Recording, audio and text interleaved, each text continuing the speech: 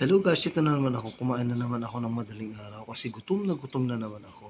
Hindi talaga ako makatulog kapag hindi ako kakain. So nag-fried rice ako guys. Tapos magluluto ako ngayon ng okra. Magpiprito ako guys. Ito na guys yung ipiprito kong okra. So ngayon, ipiprito ko na siya ngayon. Ito na. Ayun guys, piniprito ko ng okra. Yan po ang pang midnight snack ko. Midnight snack ko yan guys. Pritong okra. Ayun. Hintay lang natin na maprito to guys. Ayan. Pagkatapos nun guys, magluluto naman ako ngayon ng itlog. Yan ang partner niyan guys. So lutuin muna natin tong okra. Wait lang. Okra kasi masarap yan. Ayan guys, malapit na maluto yung okra kasi masarap ang okra guys na lagi mong kinakain lalo na kapag ang galing mong uminom ng alak. Ito guys, pangpaalis ka ng mga hangover saka high blood na rin guys. Ayan, malapit na maluto yung okrang prito. Isusunod ko dyan yung itlog na prito. Ayan guys, medyo okay na to kasi brown na. So, hanguin ko na yan guys. Wait lang, mainit. Ayan, nilagay ko na yung okra. Ayan guys. So ngayon guys, isusunod ko naman ngayon yung itlog. So ito na guys yung binati kong itlog. So tara, prito na natin. Ayan.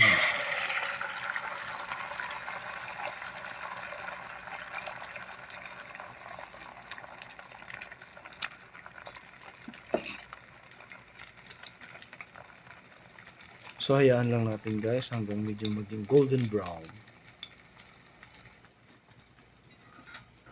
Ayan, malapit nang maluto ang itlog. Yan. Tapos itatopping natin doon. Ayan. Tignan natin maayos.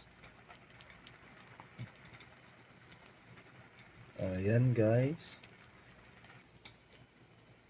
Ayan na guys. Binaliktad ko na guys. Ayan. Ayan, malapit nang maluto guys yung itlog ko. Kain na tayo. Ayan guys.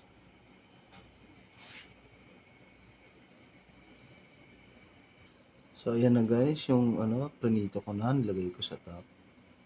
Ayan. Toppings natin para masarap.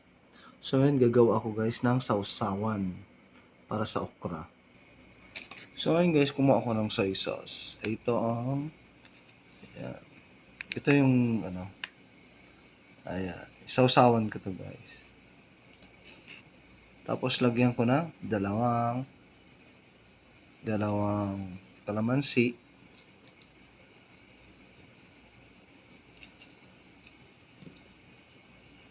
Ayan. Para medyo maasim-asim. Ayan guys.